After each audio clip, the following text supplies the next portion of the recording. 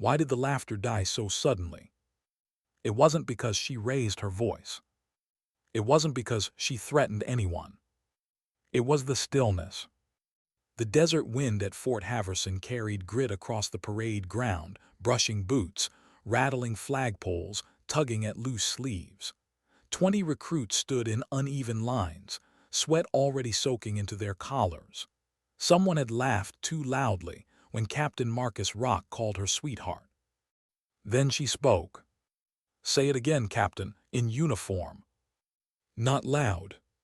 Not angry. Final. The clipboard in Rock's hand dipped an inch, just enough to notice.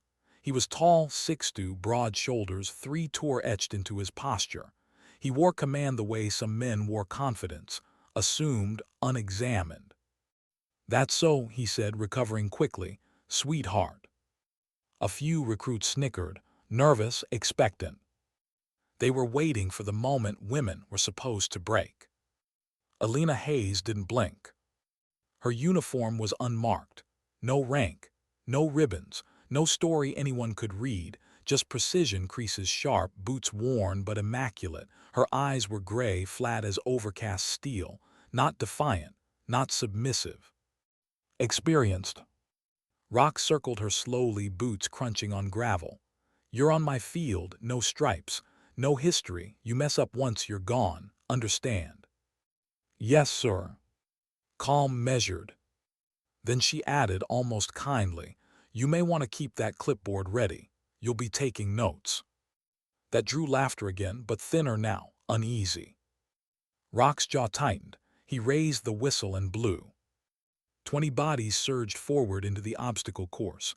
5 miles of dust, walls, rope climbs, carries, crawls. 50 minutes to pass.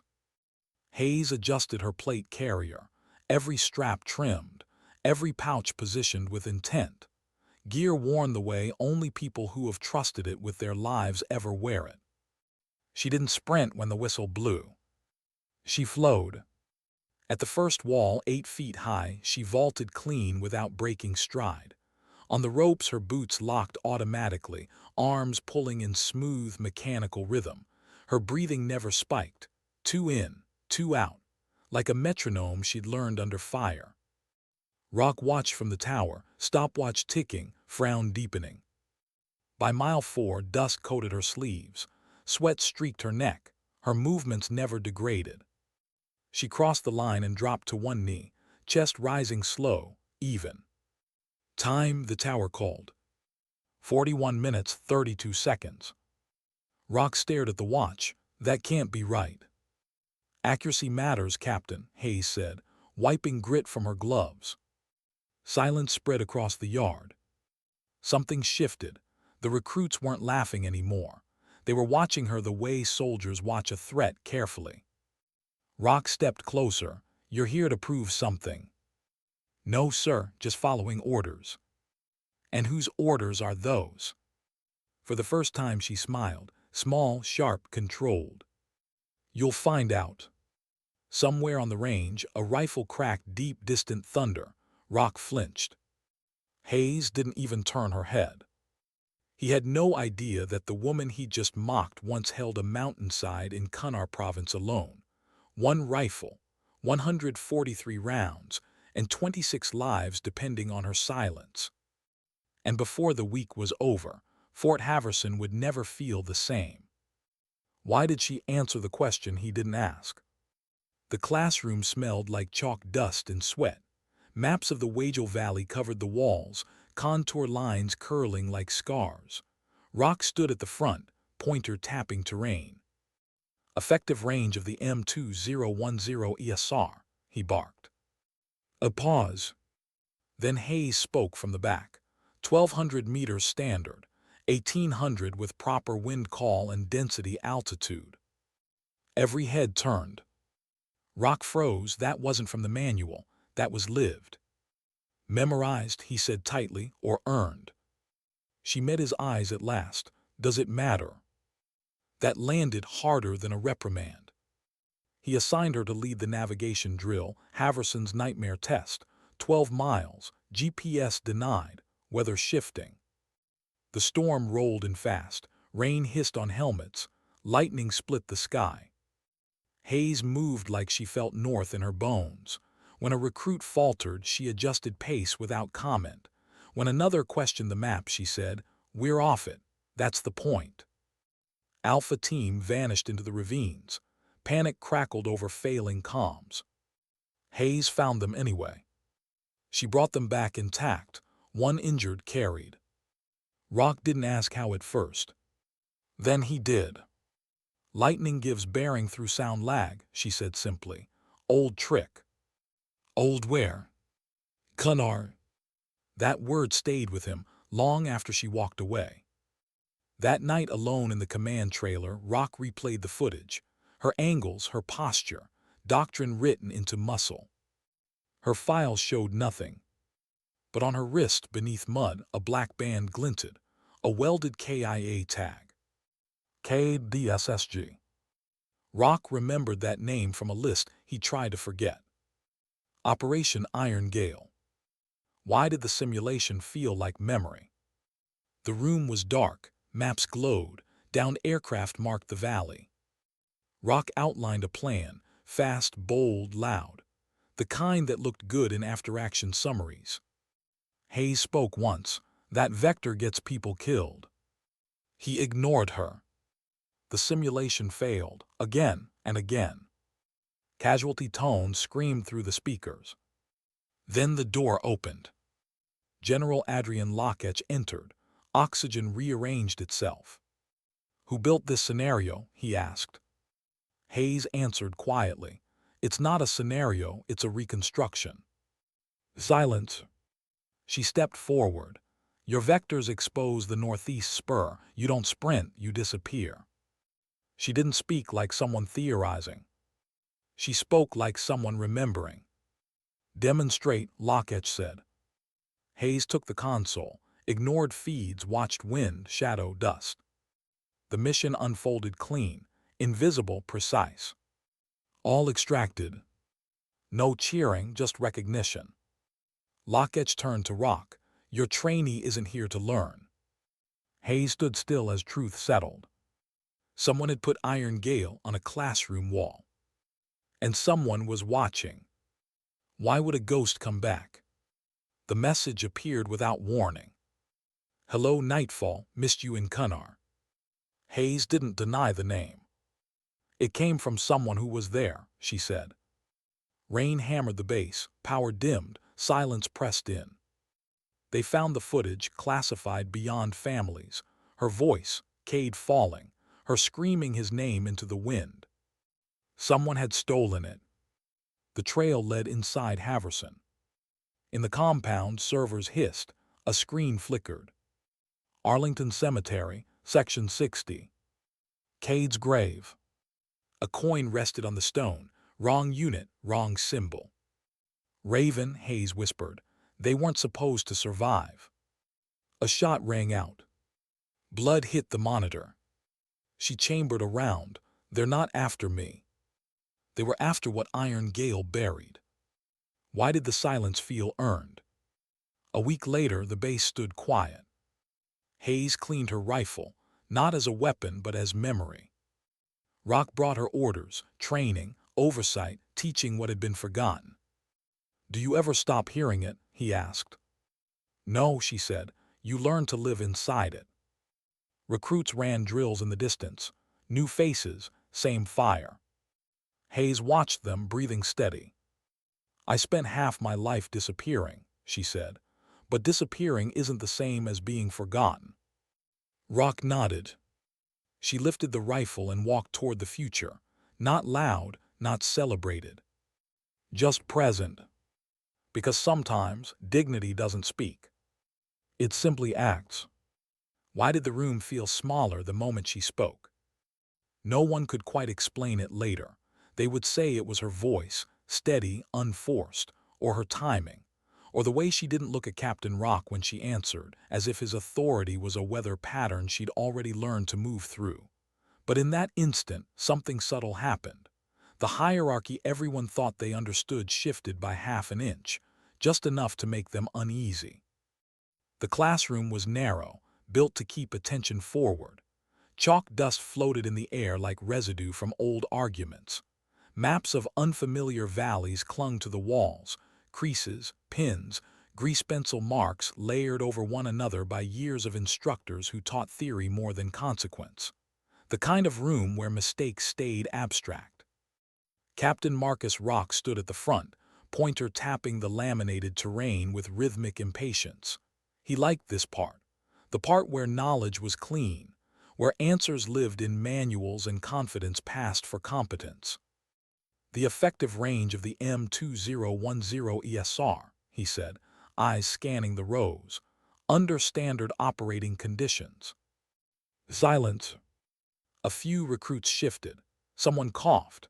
Rock's gaze paused briefly on Hayes in the back, no rank, no notebook, hands folded loosely in her lap. 1,200 meters, she said. 1,800 if you trust your wind call and understand density altitude. The words cut through the room like a suppressed shot. Heads turned, not all at once, one by one, the way animals look up when they sense something they can't see yet. Rock didn't move at first. The pointer hovered midair. That number wasn't printed in the training packet. It wasn't even encouraged. It lived in the gray space instructors avoided because it couldn't be standardized. That answer, he said slowly, isn't in the manual. Hayes finally lifted her eyes. They weren't challenging. They weren't apologetic. They were simply present. No, sir. A pause stretched too long. Did you memorize it, Rock asked, or did you live it? A few recruits leaned forward, without realizing they had. Hayes considered him for a moment, then said, "Does it matter?" The air changed. Rock set the pointer down harder than necessary. He smiled, but it didn't reach his eyes. "Good. Then you can lead the navigation drill this afternoon." The murmur started immediately. That drill wasn't a test. It was a lesson in humility. 12 miles of desert terrain, no GPS, no reliable comms, weather forecasts intentionally vague.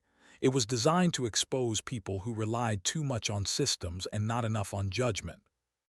Hayes nodded once, no protest, no pride. Outside, the sun was already sinking, staining the horizon a dull red. Wind picked up, carrying the metallic scent of incoming rain. Rock watched her walk out ahead of Bravo team, compass already strapped to her wrist like it belonged there.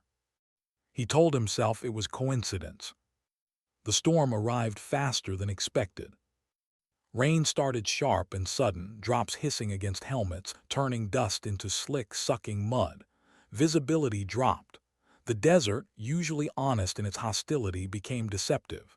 Ridges blurred, distances lied. "Ma'am," a private whispered behind her, breath ragged, "are we still on the map?" Hayes didn't slow, no. The word landed heavier than panic. "That's intentional," she added. "Maps end, ground doesn't." They moved in silence after that, not because she ordered it, but because it felt right.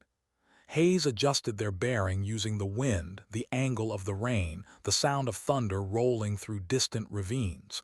She didn't explain. She didn't teach. She just moved. Lightning split the sky. Rock was back at the command post when Alpha Team's signal fractured into static. Voices overlapped. Someone shouted coordinates that didn't match anything on the board. "Hold position," Rock ordered. "Sit tight." The reply dissolved mid-sentence. 2 hours passed. By the time Alpha staggered back, soaked, cold, embarrassed, their eyes were already searching for Bravo, searching for Hayes. They returned last.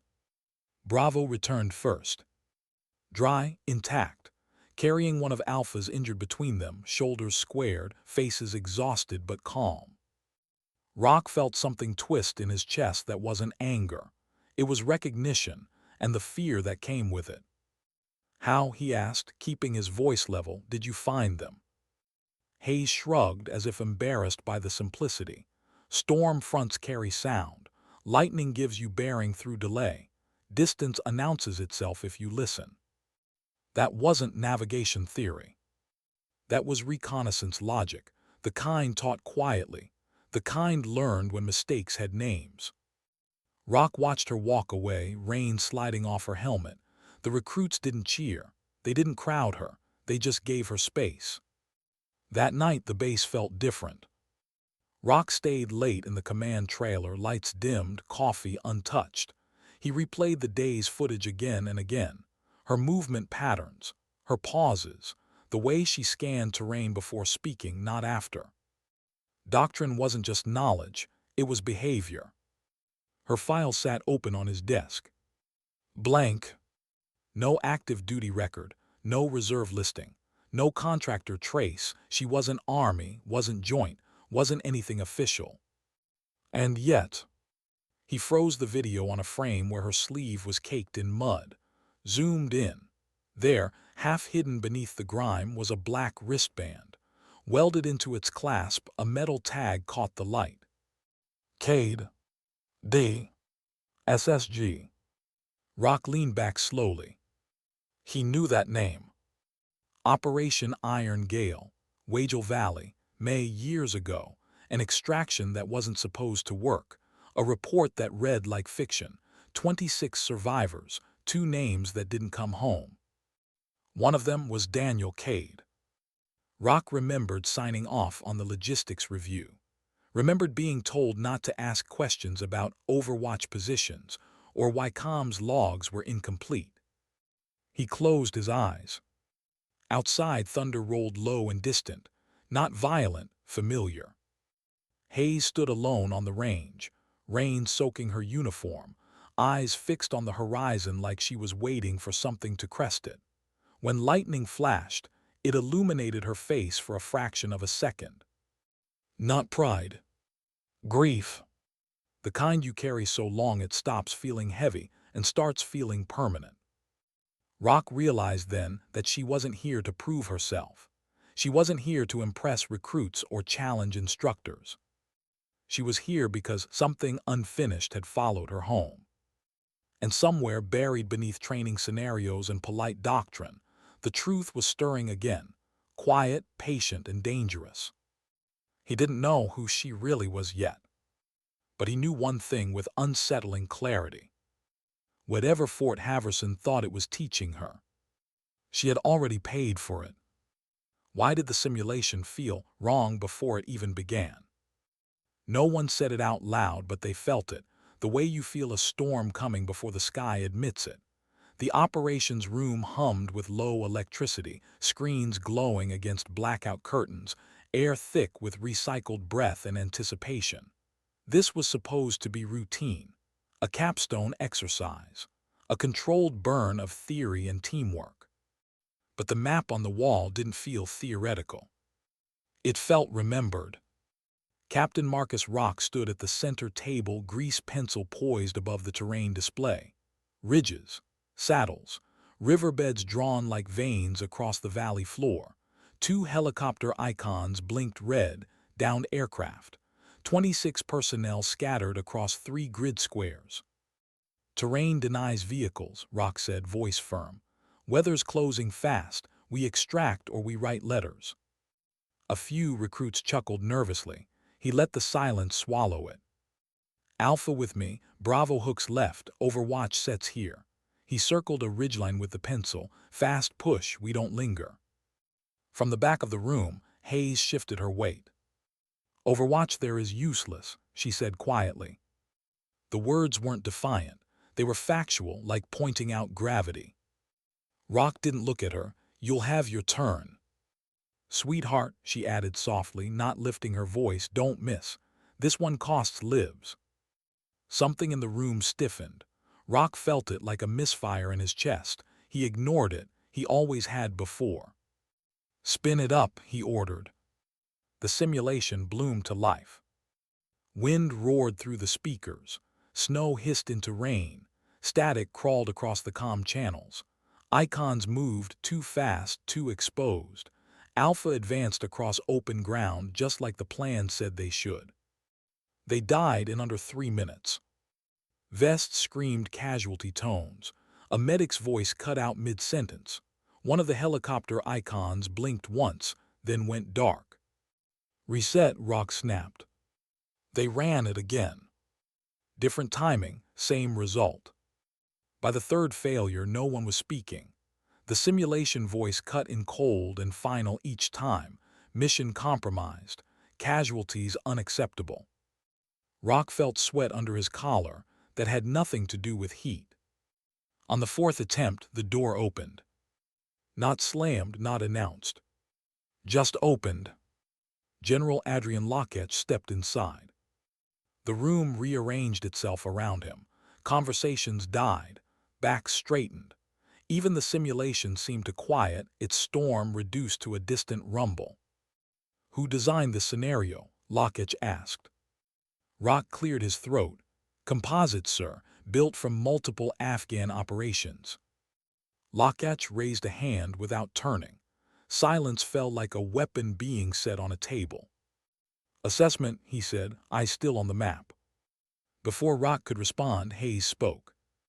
"It's not a composite." She stepped forward, calm, unhurried, the way you move when you already know the ground is mined. "It's a reconstruction." Locketch turned then, slowly. His gaze settled on her, not dismissive, not curious, evaluating. "Explain." Rock felt a strange urge to interrupt, to stop the air from thickening, but he didn't. Hayes pointed to the northeast spur. "That saddle exposes you to enfilade fire from here and here. You don't sprint across open ground. You disappear." Rock swallowed. He'd heard that phrasing once before, in a briefing he wasn't supposed to repeat. "You don't bring them home by being brave," she continued. "You bring them home by being invisible." Someone shifted. Someone else started to object, then stopped. Hayes kept going. "Use the river cut. Feed the valley with sound, not heat. Stagger movement, 2 eyes, never one. Read the wind off the storm cell, 9 to 14 knots, gusting. Density altitude lies here. You trust feel, not numbers." She wasn't theorizing. She was remembering. Locketch studied her for a long moment, then simply demonstrate. Rock nodded, though his stomach tightened as if he just agreed to something irreversible. They reset the simulation. Hayes took the command station. She didn't rush, didn't bark orders. She ignored half the feeds, watching instead how digital dust lifted when nothing else moved. She waited through silence that made the room uncomfortable. "Overwatch," she said at last. "Make noise, not kills." Icons shifted. Enemy markers reacted, drew attention. "Bravo," she murmured. "Vanish on my count. 3, 2, 1. The valley unfolded differently this time. Shots cracked, sparse, surgical. Enemy icons hesitated, turned, chased ghosts that weren't there. Helicopters skimmed ridge lines at the edge of hearing. Teams moved like water, finding cracks in stone. One by one, the downed icons lifted, extracted, alive. The simulation ended. Mission complete, minimal casualties. No one cheered. They couldn't. The silence wasn't emptiness, it was recognition. Locketch stepped closer to the screen. With a click, he replaced the simulation with a grainy satellite image, date stamped years earlier. The same valley, the same spur. One red mark pulsed. 2 hours, he said quietly. 143 rounds. Overwatch position held until extraction. Hayes swallowed once. "I had a spotter," she said.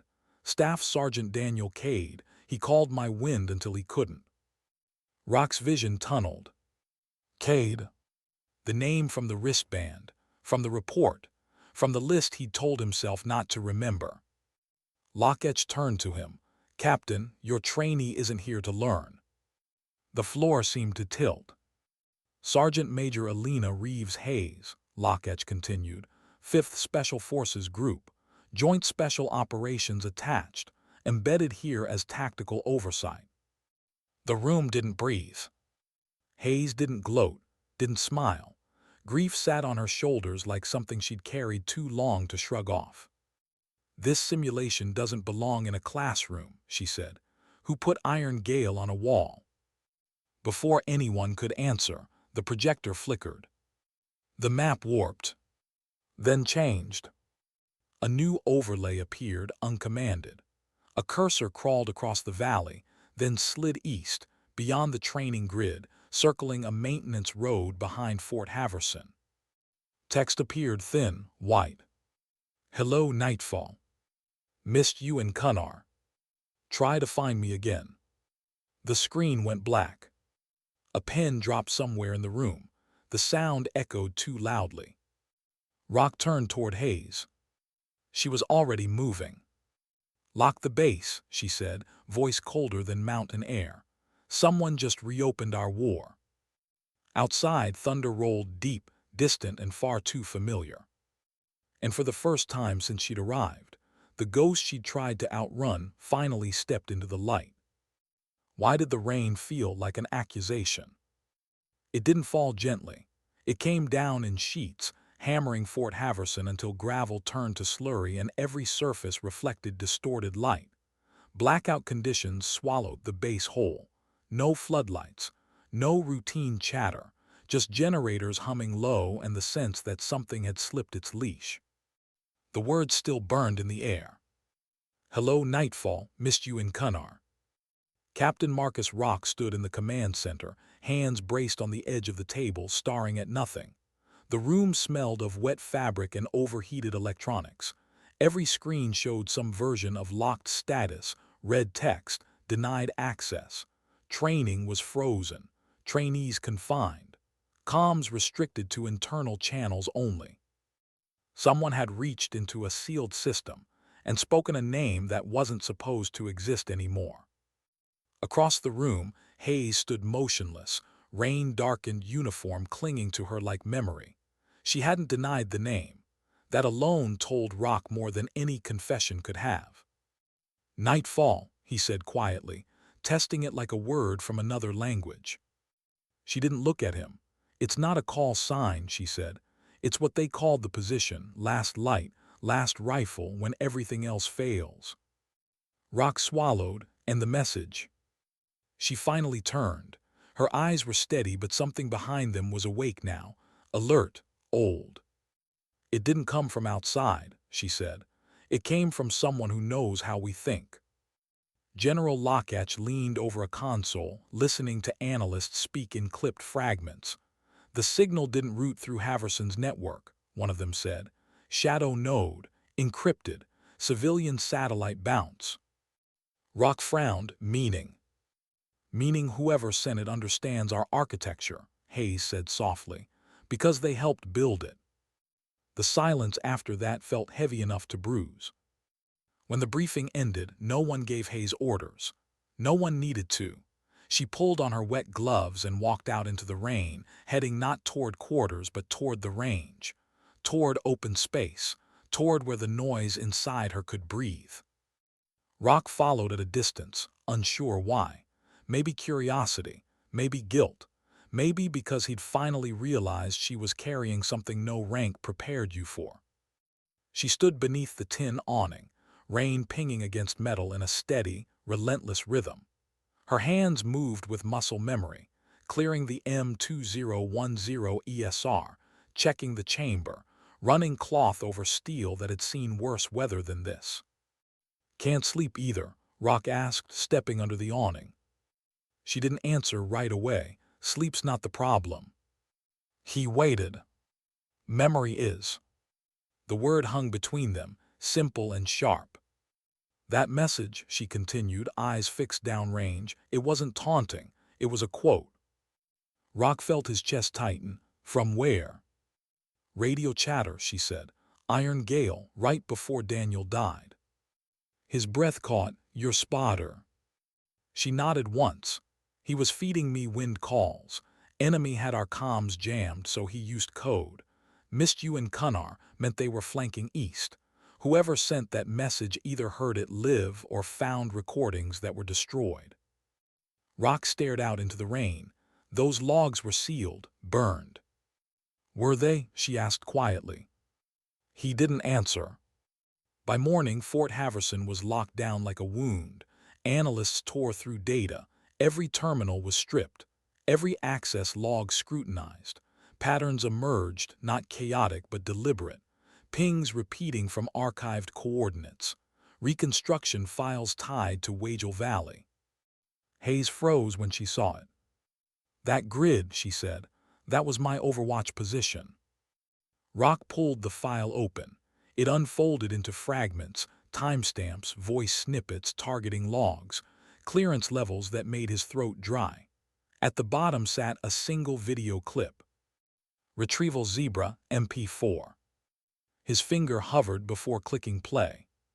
Static rain, a mountainside slick with mist. Two figures in ghillie suits, one prone, one behind him, the crack of a shot, then another, then chaos.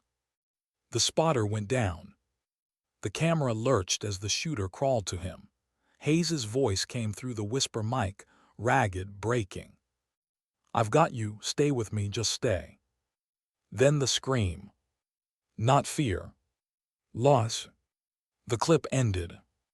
Hayes turned away, fists clenched so tight her knuckles went white. "That footage was level 5, she said. "It was never released, not even to families." Rock felt something cold settle in his gut.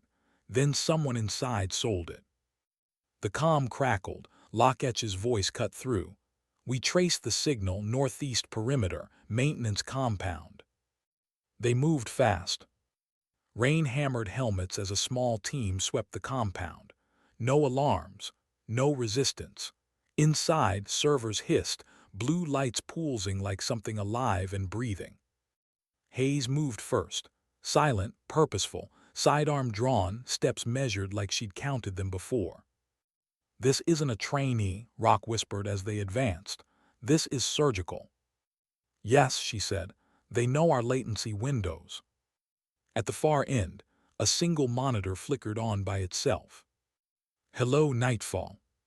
Then the feed switched. "Arlington National Cemetery. Section 60. Rock's heart stopped. The camera zoomed in on a grave marker slick with rain. Staff Sergeant Daniel Cade. 5th SFG A. KIA May 22, 2017. A coin rested on the stone, but it was wrong unit, wrong symbol, a falcon etched into the metal. "Raven," Hayes whispered. Her voice wasn't fear, it was recognition. "They were a black cell, internal, off books. I thought they burned it." Rock turned to her. "If Raven's alive." "They're not after me," she said, chambering around. "They're after what we buried." Thunder cracked overhead. The power grid surged, then died. Darkness swallowed the compound. A single shot rang out. When the backup lights flickered on, Rock's breath hitched. The monitor that had shown the grave now displayed one final line of text. "She's next." Blood dripped down the screen. The rain didn't stop for 30 hours. When it finally eased, Fort Haverson felt stripped bare. No illusions, no comfort, just truth and aftermath. A week passed. Hayes stood alone on the range at dawn. The rifle rested beside her, bolt open, chamber empty. She cleaned it slowly, deliberately, not maintenance. "Goodbye." Rock approached, holding a folded envelope. "They cleared your name," he said. "Raven's files prove Iron Gale wasn't what they told us." She didn't look at him. Being right doesn't resurrect anyone. He set the envelope down. Reassignment orders, oversight, training, teaching what doctrine forgot. In the distance, recruits ran drills. New faces, same uncertainty, same hunger. Rock hesitated. "Do you ever stop hearing it?" She glanced at him. "The shots." He shook his head. "The silence after." A faint smile touched her lips. "No, you just learn to live inside it." She lifted the rifle and slung it across her back, not as a weapon but as history, as weight she chose to keep. "I spent years trying to disappear," she said softly, "but disappearing isn't the same as being forgotten." Rock watched her walk toward the motor pool, toward instructors waiting, toward a future built on truths that hurt but held. For the first time since the breach, The base didn't feel haunted. It felt guarded. And somewhere deep in the quiet, a lesson settled, unspoken, unclaimed, but permanent. Sometimes survival isn't loud. Sometimes it's the decision to stay. Why did the silence feel heavier after the danger passed? It wasn't relief. Everyone expected relief. The exhale after alarms, the comfort of believing the worst had already happened. But Fort Haverson didn't exhale. It held its breath, like a place that knew the noise wasn't finished with it yet. The official story was containment, a breach identified, a threat neutralized, investigations ongoing, training suspended indefinitely. The unofficial truth lived in the way doors closed more softly now, in the way conversations stopped when Hayes entered a room, not out of fear, but out of instinct, as if people sensed that some stories needed space to breathe. Sergeant Major Alina Hayes didn't attend the briefings where generals argued over jurisdiction. She wasn't present when analysts debated how much of Iron Gale should remain buried. She didn't sit in rooms where people tried to turn grief into policy. She stayed where the noise was honest. The range. Before dawn, when the sky was still undecided, she walked the perimeter alone. Gravel shifted under her boots. The air smelled clean, washed raw by days of rain. She carried no weapon most mornings. Just a notebook folded thin with use, pages filled with angles, wind notes, fragments of lessons that had cost too much to forget. Captain Marcus Rock watched her from a distance more than once, unsure whether approaching would be intrusion or obligation. He had spent his career believing authority meant certainty. Hayes had dismantled that belief without raising her voice. He found her one morning seated on an ammo crate, staring downrange like the horizon might answer back. "You're supposed to be on leave," he said. She didn't look at him. "I don't do well with empty hours." He nodded. He understood that more than he wanted to admit. They stood in silence for a while, the kind that doesn't beg to be filled. "Raven wasn't just a unit," Rock said finally, "was it?" Hayes exhaled slowly. "No, it was a solution." He waited. "When Iron Gale went bad," she continued, "command needed plausible deniability, something that could erase mistakes without leaving fingerprints. Raven existed to clean what couldn't be acknowledged. And Cade." Her jaw tightened just enough. Cade figured it out too late. Rock looked down at his hands. "So why come here?" She finally turned toward him. Her eyes were tired but clear. "Because someone resurrected a ghost, and ghosts don't come back unless there's something left to protect or expose." That afternoon, Locketch called her into a secure room stripped bare of insignia. No rank on the walls, no flags, just a table and truth. "They're gone," he said. "The Raven cell is dismantled, files seized, no survivors." Hayes didn't react. "You don't believe me," Locketch said. "I believe you believe it," she replied. He studied her. "You're being reassigned, oversight, training, reconstruction. You'll help rebuild doctrine that doesn't sacrifice people for optics." "And the footage?" she asked. "Sealed," he said, "forever." She nodded once. That was as close to closure as the world ever offered. But closure didn't quiet nights. The first time she slept more than 3 hours, she woke with her hand reaching for a rifle that wasn't there. The second time, she dreamed of wind, constant, unreadable, carrying voices she couldn't quite place. Cade never spoke in her dreams. He just watched. Days passed. Training slowly resumed under new constraints. Hayes observed silently, taking notes, adjusting scenarios, stripping bravado from exercises until only decision-making remained. She challenged instructors, not publicly, not harshly, but with questions that lingered. Why are you teaching speed before judgment? Why reward aggression without context? What happens when the radio goes quiet? Some instructors resisted, others listened. The recruits noticed. They stopped asking how fast they could move. They started asking when they should stop. One evening, a young private approached her hesitantly near the mess hall.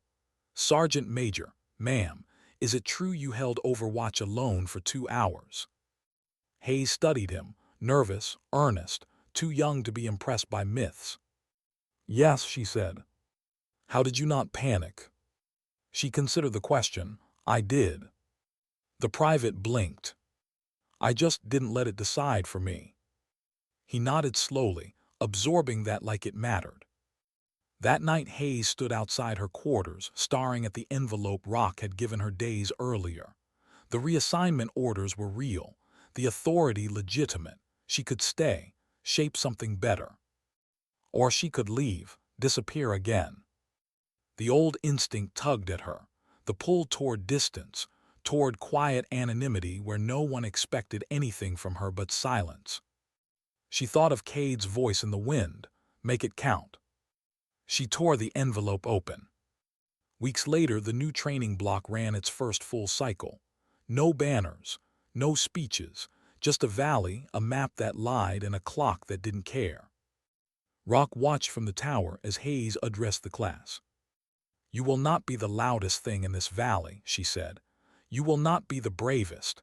If you're lucky, you'll be the one no one notices." A recruit raised a hand. "Ma'am, how do we know if we're doing it right?" Hayes looked out over the terrain. "If everyone comes home and no one asks your name." The exercise unfolded slowly. Mistakes happened, corrections followed. No one was humiliated, no one was glorified. At the end, they all returned. Alive. That night, Rock found her alone again at the range. The stars were out, sharp and indifferent. "You could have walked away," he said. She nodded. "I almost did."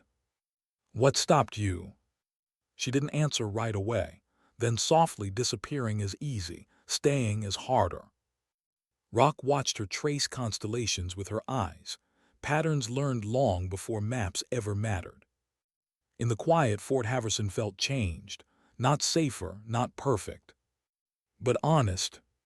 And somewhere beneath the stars, the last echo of Iron Gale finally loosened its grip, not erased, not forgiven, but acknowledged. Sometimes redemption doesn't arrive as forgiveness. Sometimes it arrives as responsibility. And sometimes the bravest thing a soldier can do is choose to remain, steady, unseen, carrying the weight so others don't have to. Why did the ending feel quieter than the beginning? There were no sirens this time, no alarms, no rushed footsteps echoing through concrete corridors. Fort Haverson woke to an ordinary morning, reveille cutting through cool air, boots hitting gravel, engines coughing to life. The kind of normal that once felt boring. Now it felt earned.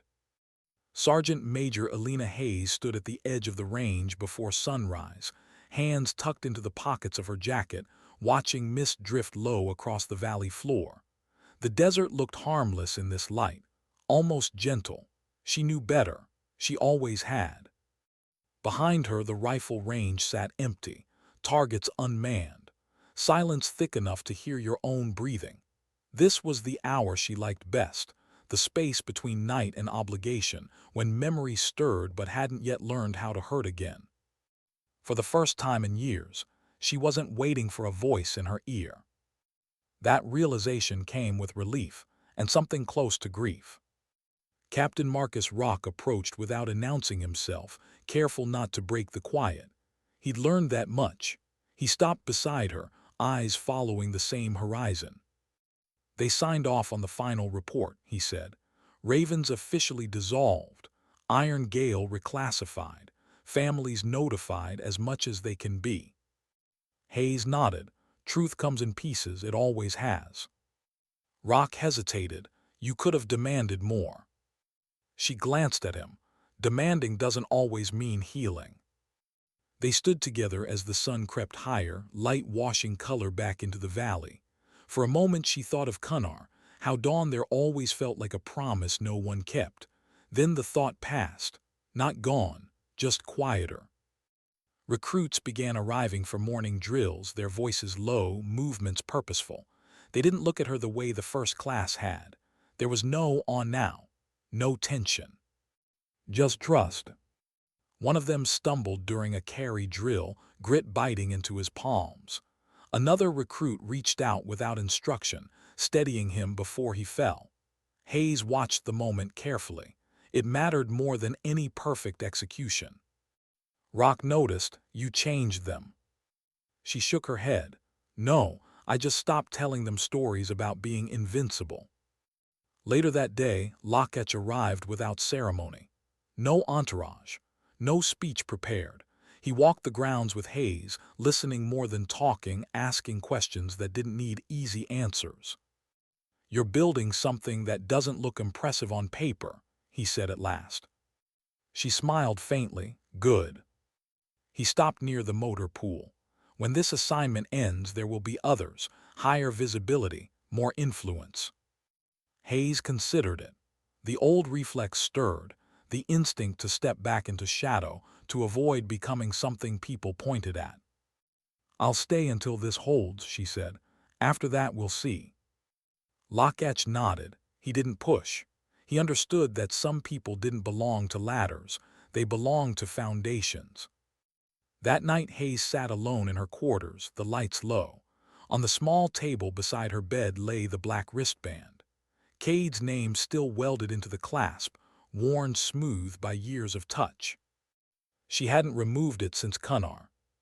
Slowly, deliberately, she unclasped it and set it beside the rifle case. Not discarded, not hidden. Rested.